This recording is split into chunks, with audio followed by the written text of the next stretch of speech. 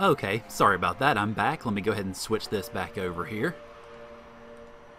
There we go. All right. Now that we're back in play, let's go ahead and head into the factory where hopefully we can, take care of some business. And yeah, as far as the characters talking to themselves in Chrono Cross, yes, definitely one of the more unusual instances that you'll see in the game. Yeah, go fix stuff, Robo. Oh, well, hey, perfect. And then we fight the first of our required battles in this dungeon. And, well, Chrono with the Rainbow Sword ends up taking care of it, although it is far more susceptible to magic-type attacks than it is to normals. Alright, let me go ahead and get Proto-Robo equipped here. I think I am actually going to equip the Crisis Arm, because the description actually is deceptive, if I'm not mistaken.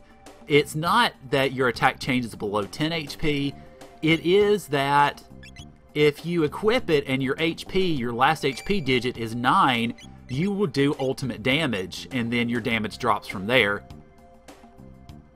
Alright, let's see. Yeah, let's go ahead and hit the Nova armor here. And then, I think I gave him... I might have given him a speed up, actually.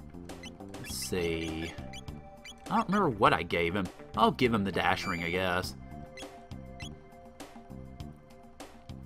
Alright, so just go ahead and head through here, and I'm going to go, I think I'm going to go this way first, just so that we can officially unlock the code. I don't remember if you actually have to unlock the code to be able to open things up in a little bit, but just in case, I'm going to go ahead and go for it anyway.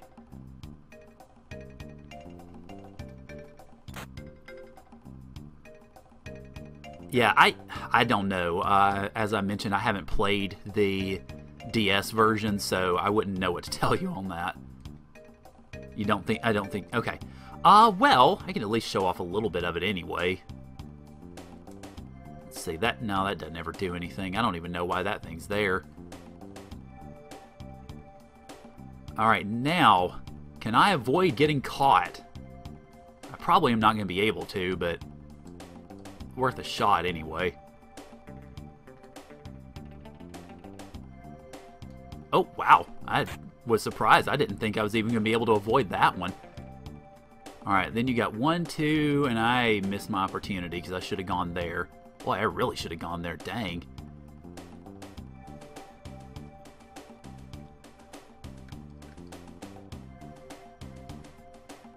And can I make it? Can I make it? Wow, I made it. Holy crap. Huh. That's a first for me, too. I've never actually made it through that stretch without getting caught. And let's shock you all. Actually, that, or I could have just gone ahead and used the Crisis Arm, too, but we can do that in the next battle, I guess.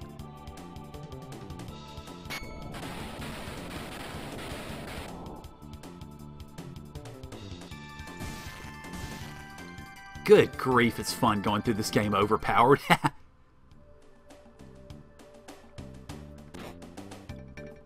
Alright. I don't know, I guess if anybody's watching that hasn't played through the game before, I can at least show them that. You go in here, you can get treasure, but it's going to queue enemies whenever you grab it. So, I'll just grab the one at least to keep from those guys popping up. Then we head over here to... well, more treasure and more potential enemies, and then the crane game. Now, the two letters are X and A.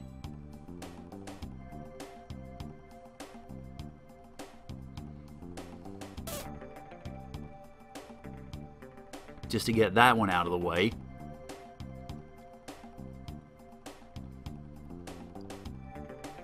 And then, I don't quite remember the other one actually, but you got to go back out and in to grab it. Then is it BB? Yeah, it's BB. Okay. Oh, good. I'm glad I remembered it. I do have to wonder, though, for the speedrunners, did they actually go through this part of it? Because, yeah, if you know the password, you don't really need to go through here. And I'm curious about that. I know at the 2-hour point, which is where I actually started watching their stream, they had already gotten through Magus's castle, or actually they were finishing up Magus's castle when I started watching it, which I couldn't believe it. It was kind of crazy. Alright, Bolt Sword, and we get the official notification that the password is XABY. Yay! Alright, now we can go back. Oh, right. Since I've cleared a path, actually we can go back the easy way. That's the main purpose of moving the barrels, is to get through to that password area and then to get back through easily. Alright, now to run past you and run around you. There we go. Alright. And then, let's see. Oh yeah, I've got to open up the staircase with this here. And I think I need to... Yeah, I got to kill them before I do that. Alright, Robo, show me what you got. Oh, dang, okay, 121 with the Crisis Arm, which is hard to tell just how much damage that equates to until you see Chrono do 102 with the critical. So yeah, definitely high attack on Robo's part. Alright, so we got the ladder unlocked here, which is the way that we are technically supposed to go. I think if you had gone down the elevator, you could already go down there, but you'd be blocked off until you went this way. Oh, well, sorry to hear that you couldn't get a haircut, but glad to see you back. I actually just started back. I'm going through the factory now. Yeah, don't mind us, just punching robots. Well, not yet. We're just punching the weird slimy thingies. Yes, the weird slimy thingies. That's what they're officially called.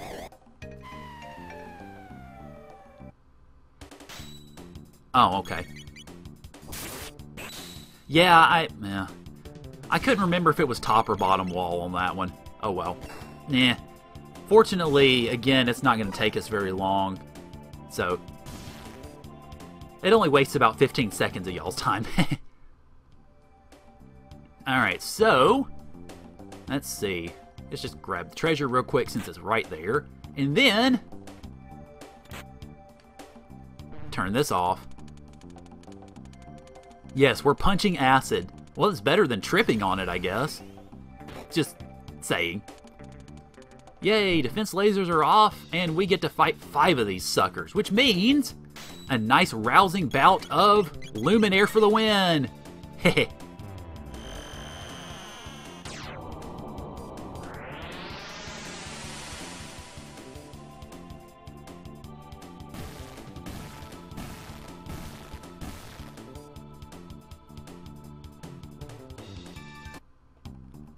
Alrighty, so let's see. Let's just go down the ladder, I guess.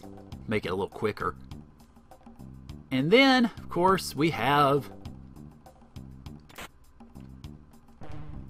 the password.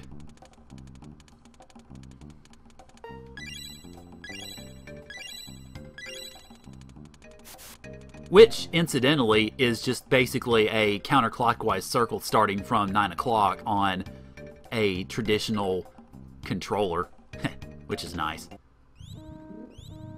And now everything goes crazy because we might have restarted the power, but the light turned red, so that means, obviously, we're in trouble. Oh, noes! Yep, we have to get out of here quickly! Although it doesn't really matter how quickly we actually leave because the events will happen anyway. Ow. Proto, no! Smash. And apparently it causes them to twirl around in circles. Who knew? Alright, and unfortunately, because of power failure and, well, story events, we have to go up the ladder. When doesn't red light? Well, crap. That's actually, I don't know. That's an interesting question. I mean, red has generally meant anger at least, but I don't know. That'd be an interesting sociological question. Or a more psychological question, I guess. These are my friends, R64Y, R67Y, and R69Y. Thwack. You are defective. I like how the robot's got a deeper robot voice than Proto. Yeah, stoplights.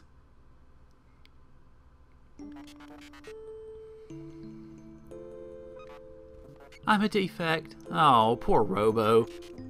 You wouldn't think that a robot would have a crisis of conscience, but I guess it goes to show just how, well, really just how advanced Robo truly was.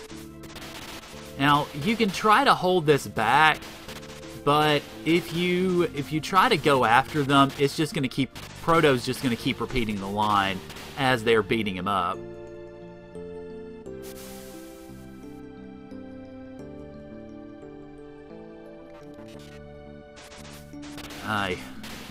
Now, this is always one of the more really emotional scenes, as his brothers are trying to just completely destroy him, and he doesn't want us to interfere because they're his brothers in robotery, I guess.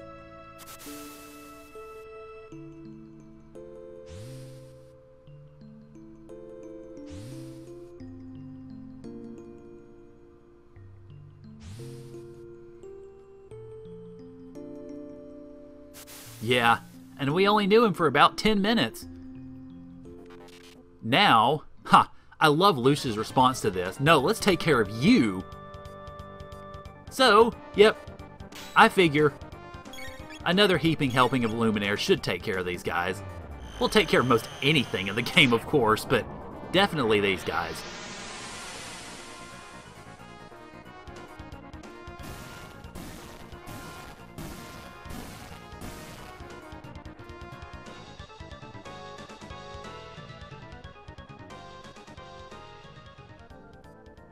Now, given as heavy as Robo is, this is pretty impressive that she can drag him out of there.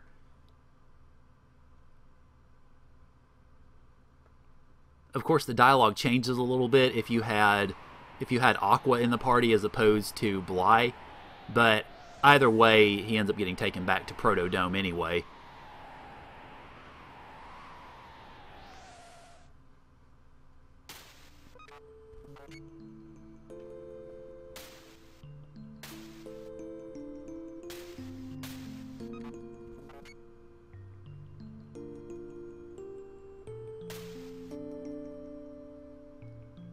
Yeah, we are trying to save the world. At least that's the idea, anyway. What are you going to do when you're repaired? Yep.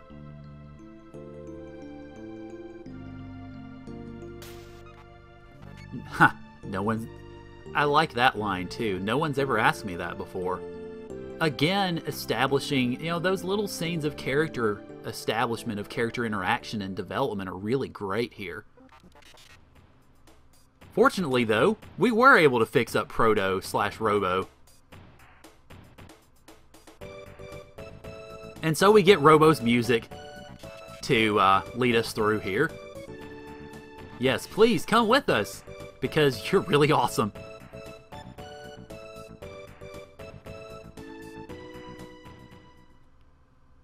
And then we all group around the gate and we hang on to our shorts. And 4 of us go through, and the gate freaks out.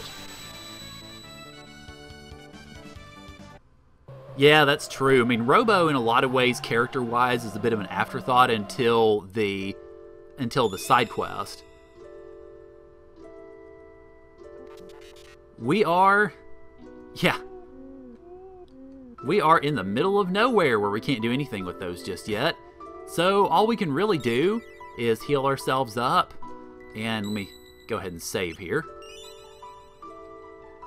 And then, well, hello, old man, who, ironically, you wouldn't think would play a big role in the game, but he does, in a way. This is the end of time, of course. All lost travelers in time wind up here. We are from 1000 AD.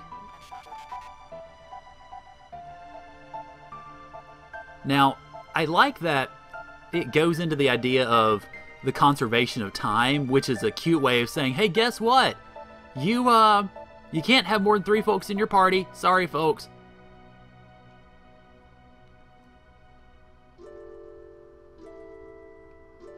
It's something having a powerful effect on the fabric of time.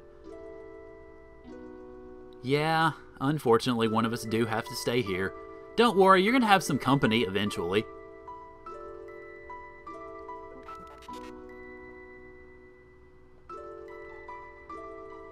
Alright, well, in this case, the game is sort of leaning for you to actually go with Aqua and Bly here and leave Proto behind. So yeah, that's what I'll do.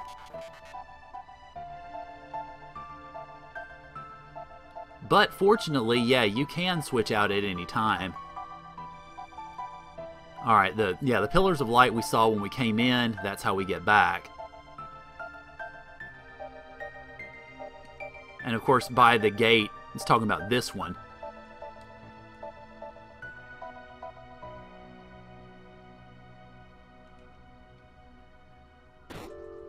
Well, I say that the game kind of wants us to leave Robo behind because, of course, the next area is magic heavy, and Robo technically has shadow attacks, but I don't know. What are you looking at? I'm Specchio, the Master of War.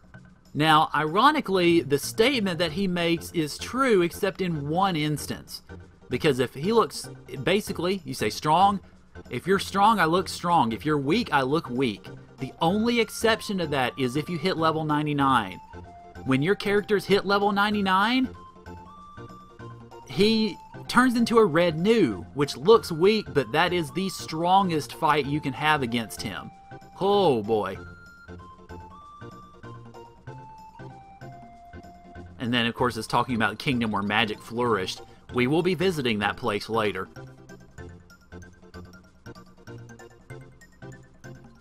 Never underestimate news. Yeah, no kidding. It needs power of heart. It needs inner strength. Lightning wire, lightning, fire, water, and shadow. Epic pronunciation fail from me. You with the punk hairdo, you're lightning. Ponytail is water, and goofy glasses is fire. Yep.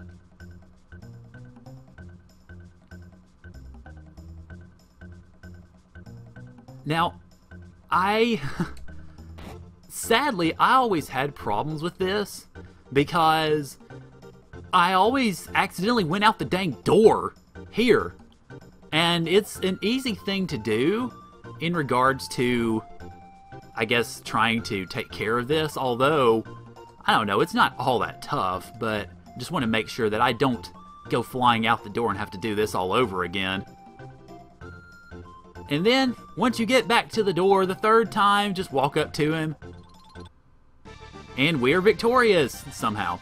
Ipso facto minimo magico!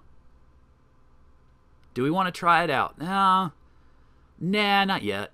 I want to wait until we get more folks in the party before we do that.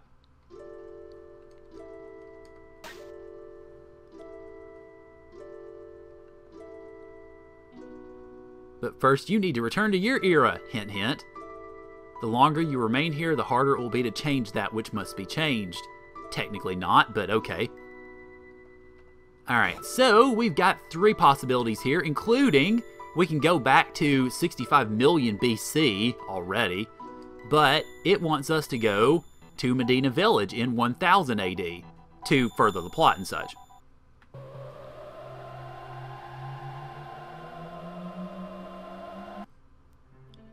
And we come out of the closet.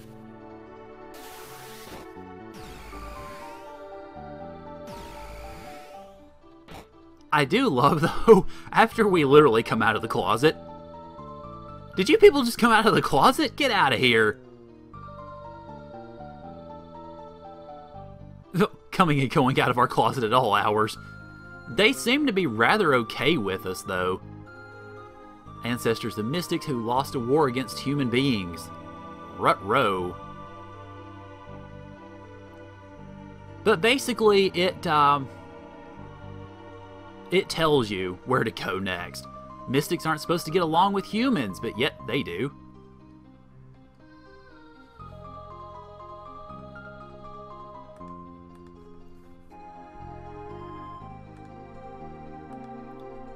Alright, there we go. Sorry about that. My Apple software update decided to try to get me to install iCloud for the 75th time or something like that, and it paused the game a little bit. So yeah, most of the monsters around here are not going to treat you very well at all. Generally, what you should do when you're going through here the first time is just don't really bother with any of it. Just go up to Medina Square, because the game is kind of pointing you in that direction, especially with the shiny there. And we see once again the statue of Magus. So the cathedral in 600 was not the only place that had it. These guys do. And it's talking about Magus commanding the mystics and waged war against the humans, and Lavos being awakened. Which, it does it, I think, by and large, to introduce the idea that it is Magus who, at least as far as we're aware right now, created Lavos. Although, it will technically officially be revealed in just a few minutes. So, we talked to Melchior, who somehow managed to make his way back from the fair in the time that we were gone, which, I guess since there are ferries running, you could do that, I suppose, but you know, there's actually technically not a ferry between Medina and the village, so I'm sitting here thinking Poré, but there's not one between Medina and Poré either. And then he basically, the whole reason why I mentioned to talk to him was because he could tell us how to get back. So, we'll just go through the shortcut here. Well, shortcut of sorts, anyway. And we're forced to fight, well, the first of a few battles that we'll be forced to fight in here. Fortunately, these guys aren't really anything worth bothering over. But there are going to be another enemy or two in here that will cause a bit more trouble than these guys do.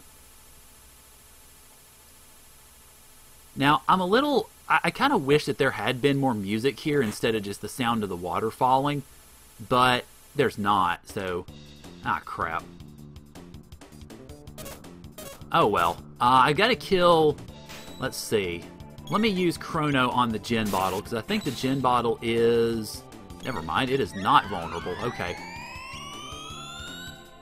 And it takes away a lot of health. For some reason, I thought it was the gin bottle that was susceptible to physical attacks, and then the Octo Blush, there we go, were not, but I guess I got that wrong. Alright, now, let's see if I can, darn it. Well, I was going to say skip enemies, but clearly that's not worked. Now, the whole idea of this is to really get you using magic, because that's the purpose of this cave. It's to introduce the magic that if you're playing through this the first time, you'll have just gotten the first spells. And this cave basically is a way of saying, hey, you better start putting that to use, buddy. Because otherwise, you're going to be in a lot of trouble. Let's see, is it just... Nah, I think that's just treasure down there, so I'll skip it. Grab this, and then I'm going to skate around that. Well, I think there's a battle up top, and then a battle here, too. Alright. Let's see. Nah, let me do... Not life. Lightning 2 is what I meant to do.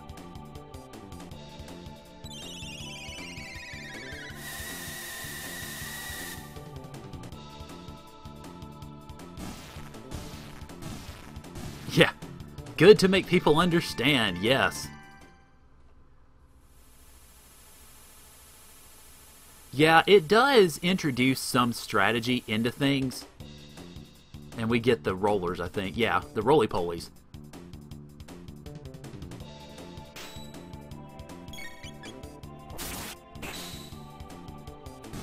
Well, Kingdom Hearts, I think, is so much of a game that is predicated on, hey, just go through and beat everything up, that it's easy to slip into that sort of a gameplay mentality. Whereas with a game like Chrono Trigger, you're forced into using magic at certain points because you're simply not going to be able to proceed, or just not going to be able to proceed very quickly if you don't. Darn it. Ah, alright.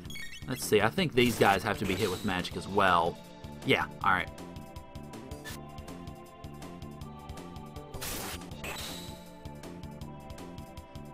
Actually, while I'm thinking about it, now you mentioned Earthbound or Mother 3. If they were to come out with, or if they were to localize Mother 3, which has been talked about often but never officially done, what would you call it? Because the original Earthbound has now gotten tagged, or the original Mother has gotten tagged Earthbound Beginnings. So, try to avoid this. Just out of curiosity, if you were to give it a subtitle, and here's another magic box, what would you call it, I guess? Alright, so just whistle up here, and we've got Laissez Point. And wow, I went through that in 12 minutes. Interesting. And then we get Big Bad Heckran. Death to the Mystic's enemies. Earthbound 2. Well, yeah, that's certainly possible. Let me see what Delta Force does to this thing. I forget exactly if it'll do much damage. I know his weakness obviously is magic, but I just don't remember which magic, or if it even matters.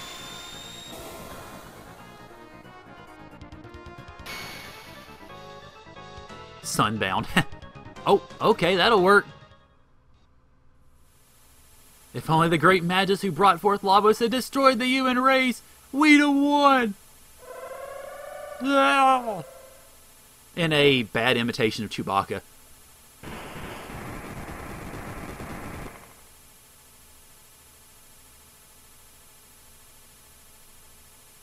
And so we get the idea that Magus created Lavos. Alright, so now we get to go to the fairgrounds and go back to the past.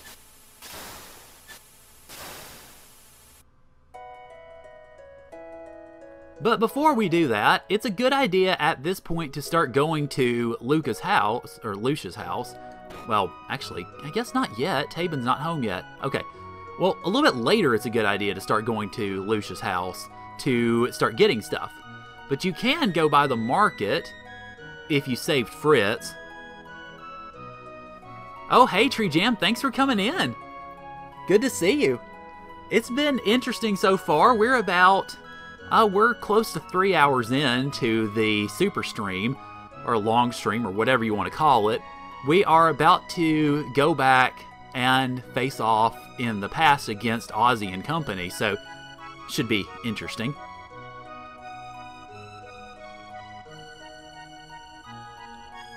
So we get 10 mid-ethers for our troubles, and everybody freaks out.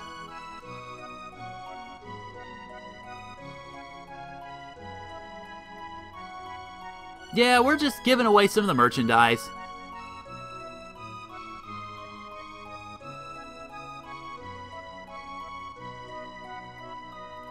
But he gives us the mid-ethers, and that's really about all we need, because I've got enough of everything else, that's for sure. Alright, so, not really much else to do except... Yeah, let me go ahead and rest real quick. And we can check out Chrono's clone while we're at it. Oh, also, I forgot about this scene. Chrono! You were to be executed! Stop scaring me like that. Oh yeah, we gotta go upstairs and then back down to cue the introductions. Here's the Chrono clone. Just talk to it pretty much to do whatever. And we'll leave it on whatever that pose is. Now, I'm not really going to play through getting more cats, but if you play some of the other Nordstein Beckler games, you can actually get more cats. You can get up to, I think, 8 cats. Who's your pretty new friend? Hi, I'm Aquaspace. And then she kind of recognizes her too, but nobody ever really actually recognizes her per se. Yeah, I'm alive, and don't scare me like that. And then I think if you bring in Robo, which I'll bring in Robo in place of Aqua, or Proto in place of Aqua. Sorry, I keep using the correct, or the canonical names. I am Proto. Chrono is my friend. I love it. Chrono, you can learn a thing or two from this guy. Ouch. Although Chrono's a silent protagonist, so we don't know if he's polite or not.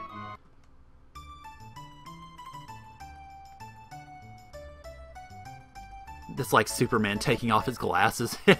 Yeah. Surprise! Alright, so, back to the past.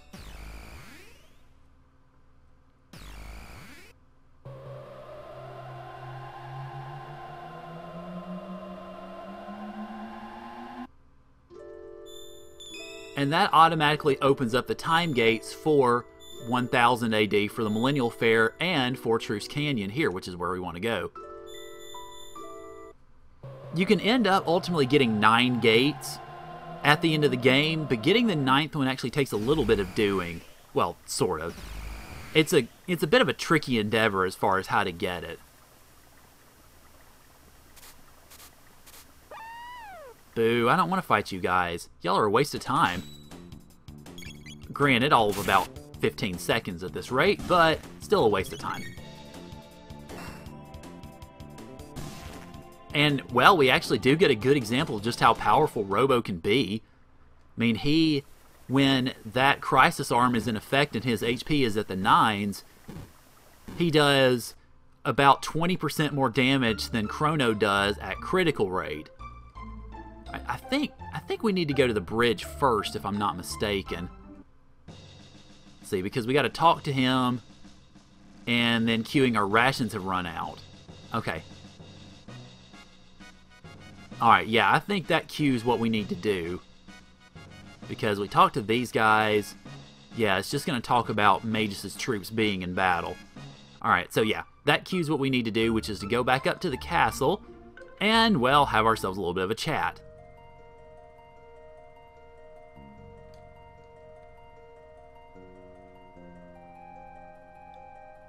Okay, that's probably why I thought that this was the avoidance path in present-day Guardia, when it's not. Because that's the avoidance path in past-day Guardia. Yeah, it's us again.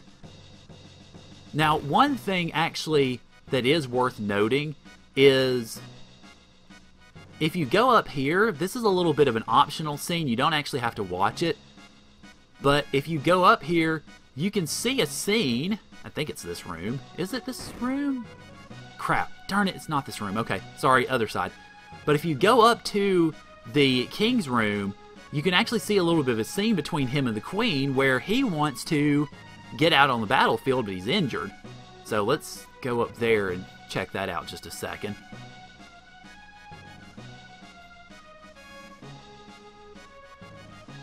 Yeah, I should have known. I should have realized it was over this way. And the king looks awfully lot like... Honestly, I kind of think the king looks like Iron Man a little bit. But here it introduces the idea that a boy has found the hero's medal, which we haven't really heard about yet. So that also opens up what we're going to see in the plot in just a little bit.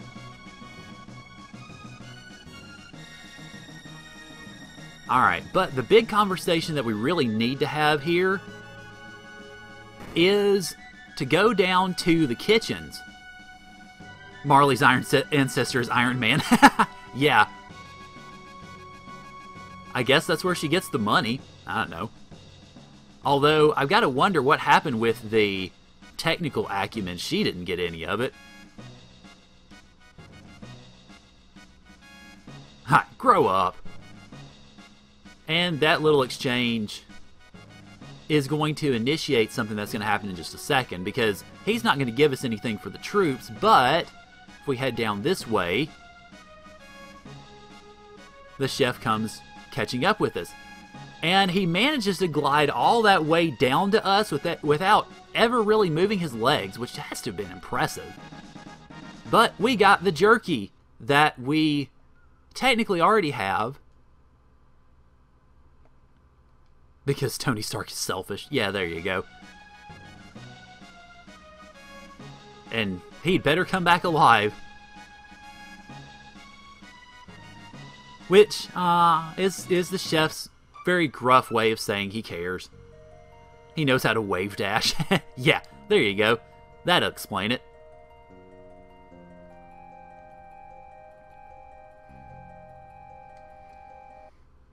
Alright, so now we go down here and make our way to Xenon Bridge. And hey, Minma, good to see you. Thanks for coming in. Yes, that's for you guys. Food rations. The cook, he has saved us all. Until, well, that happens. Oh, no problem. I mean, it's good to see you at any point.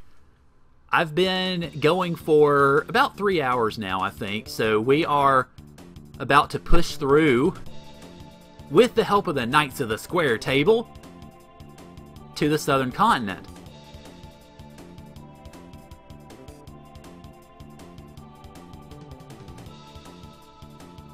Now, you can actually go on ahead and start fighting the enemies, but if you talk to the Knight Captain again, and you agree to assist him, he will give you a gold helm.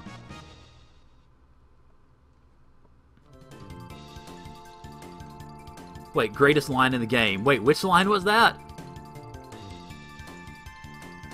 Alright, now, we get these nice little revenants here. And then Ozzy shows up for the first time. I'm Ozzy, Magus' top general. Wahaha. Now, you can fight the skeletons, or you can take the quick way out and just attack Ozzy. Oh yeah, now Seamus, the Knights of the Square Table. Yeah. I like that they played on the idea of the Arthurian legend there. Now, I've got to wonder, is that a Woolsey thing? Or is that in the Japanese version too? I have to wonder. And yes, I don't know if you know this. This might be one of the only things I know that's really like, oh my god, about this game. The Magus' henchmen, Ozzy, Flea, and Slash, of course, are named after musicians. Ozzy Osbourne, Flea from Red Hot Chili Peppers, and Slash from I forget whom. I forget which group. I actually put it in the LP. I actually got it wrong during the episode itself. I had to correct it in post. Those names originally were the bosses. I think Slash was soy sauce, and Flea was originally mayonnaise. Ozzy was originally named Vinegar, and Magus, well, Magus had a more appropriate name to him. Magus was called Demon King.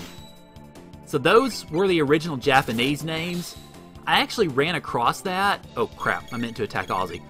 I actually ran across that when I was getting ready for when I was preparing for the LP. And I had to mention that. It's one of those things that you couldn't not mention.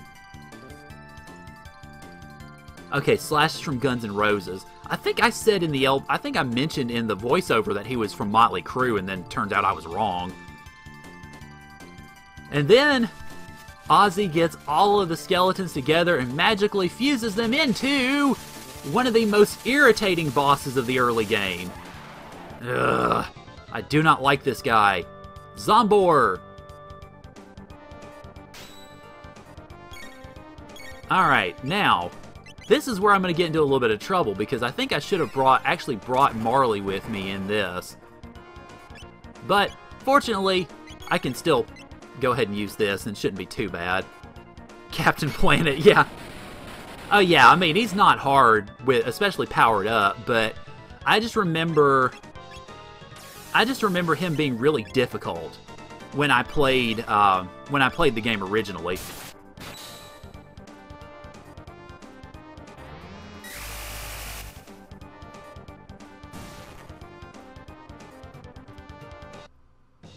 Alright, so that's that.